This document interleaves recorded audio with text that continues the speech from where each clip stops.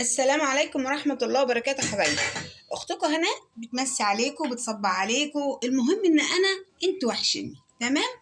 بص يا حبايبي، انا ببقى قايمه والله ما ببقى مناويه اعمل ايه ولا عارفه انا هعمل ايه. لقيتني يعني انا بعمل شغل اللي هو الاوردرات اللي انا الطبيعي اللي انا بعملها. طب هناكله احنا ايه؟ رحت عندي كيلو بطاطس قشرته. تمام. وعندي برضو طبق صلصه باقيه من محشي في الفريزر انا شلتها. رحت مطلعاها محمره بصله وعملت حله ايه بطاطس. فاكرين الكفته اللي كنت قايله لكم عليها اللي انا بعملها؟ فرزنتها يا دوبك، هي بصله وفلفل اسمر ومفيش كمون يا ربي، فلفل اسمر وبصله، وعملتها بالخضره بالبقدونس وشلتها في الفريزر اهي. ايه اللي حصل؟ انا دلوقتي البطاطس فاضل لها بالظبط 5 دقايق وتستوى. تمام.